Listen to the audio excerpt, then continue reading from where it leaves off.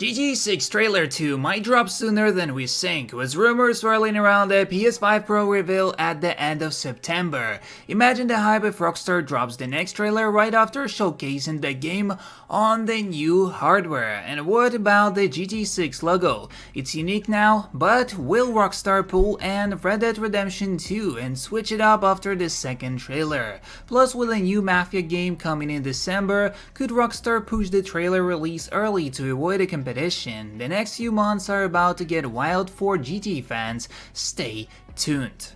Interesting stats about the trailer frames. Collected some interesting stats for selected frames, which may be good food for thoughts on density as we could potentially expect.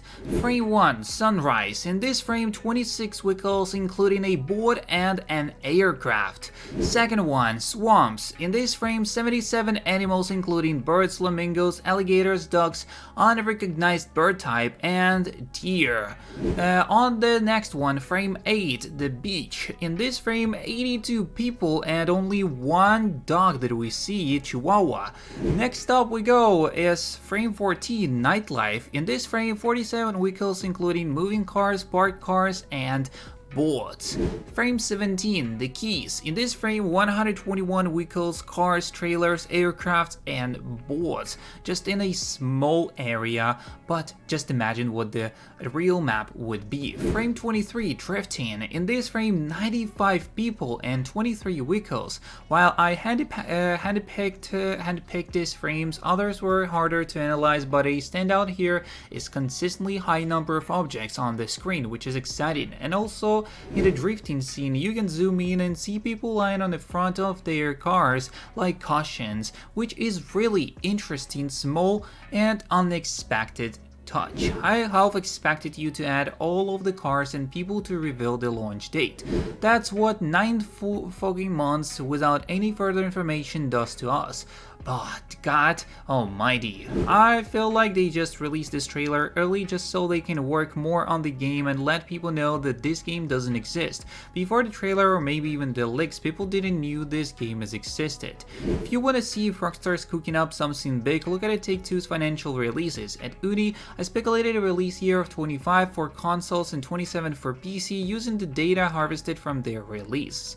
Of course, nobody's gonna believe me now, but it works, so I wouldn't say it was to tell people that it's coming, and rather it probably was pre-assured to be released by stakeholders. I disagree. 2-year gap between initial trailer and release is quite typical for AAA development. People are just extra restless because of the wait from GTA 5.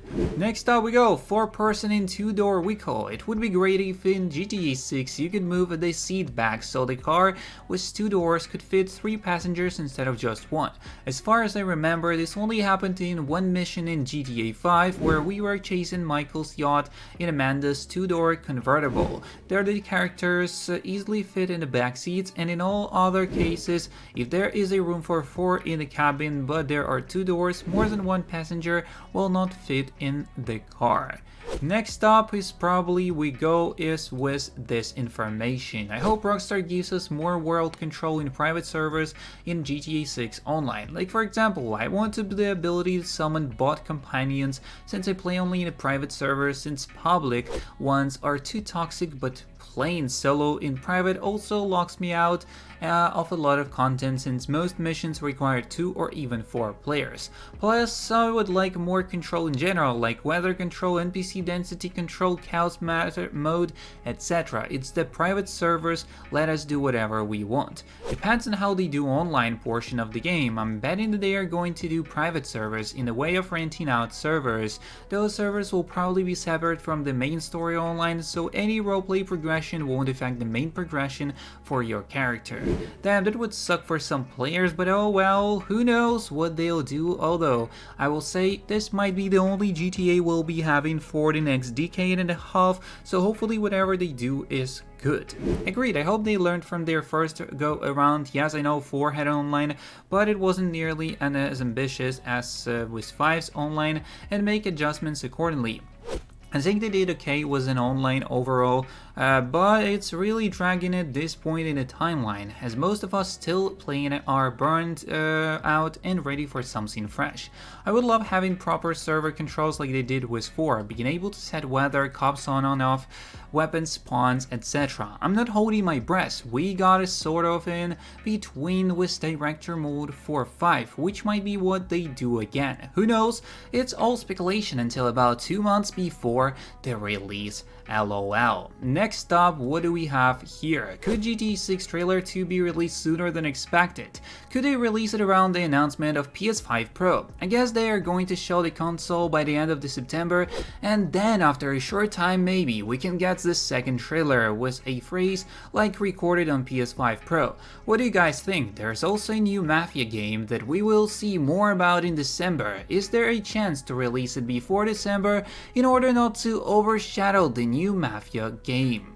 Will GTA 6 logo change in trailer 2? I remember when Red Dead Redemption 2 trailer 1 came out and the official logo was revealed. The logo looked very unique and stood out from its predecessor's creamy font. The original font for Red Dead 2 looked like this, as we could see on the picture, but after the second trailer it changed to what we can see now over here. Right now GTA 6 logo looks unique and very original compared to the classical name and numeral text to the title that we are used to seeing, as could they keep the original logo or could it eventually be switched to a classic logo like Red Dead 2 was and end up looking like this?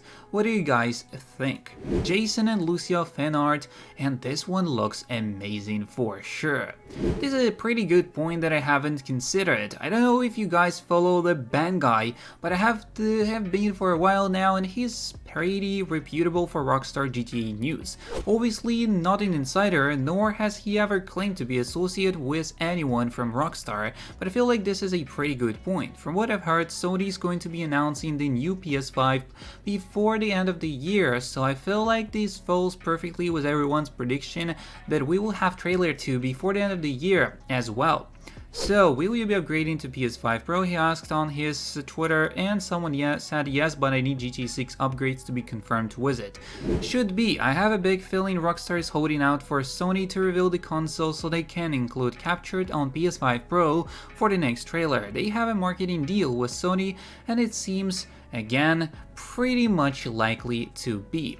Dynamic conversations between Jason and Lucia. I've always theorized a system where in order to make conversations unique and dynamic, if there was a way to record a large amount of voice lines for both Jason and Lucia based on random topics, completely random sentences, and some logic where Jason says X voice line and Lucia chooses some sort of appropriate response from her database of possible voice lines in order to respond dynamically to what Jason has said in a sensical manner. Some light use of AI or vector database querying. This doesn't mean that Rockstar should scrap fully scripted conversation, absolutely not.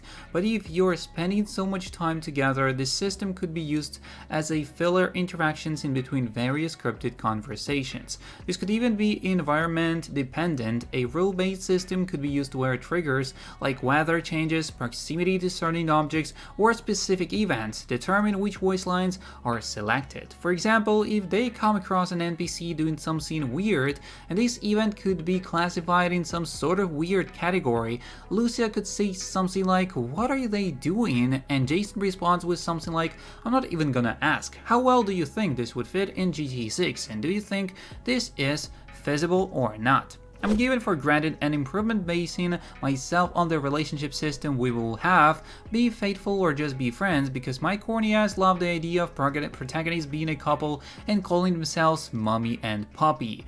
We'll get this sort of functionality as soon as there will be proper AI support for consoles, so hopefully for the next gen for consoles. Question is only if developers like Rockstar want to use this kind of functionality, since it might make games or the storyline sort of unpredictable, but I guess going forward it will be very much possible to make sure the characters only say things that are coherent with their personality. I think small talk between Jason and Lucia during the free roam is relatively unimpactful to the storyline as long as the voice lines aren't dramatic or narrative changing. Comments on the weather, on NPC actions, and various world events should simply be a form of immersion rather than narrative building. In terms of impactful events, I would be interested to see how things like cheating on your partner in free roam would work, and if it would impact cutscenes similar to Reddit 2's honor system. It seems there's 4 outcomes. In the leaked document, we see that there will be a dynamic relationship between Jason and Lucia, pragmatic, cool, chaotic, and romantic, cool, chaotic. So I think they may have brought the honor system over where your actions in the story cutscene and free roam will affect the relationship. Healthy, both win and exit together. Possibly emotionally abusive, may they kill each other. Perhaps another obsessive, die together like Bonnie and Clyde, and we could even have an epilogue with another character.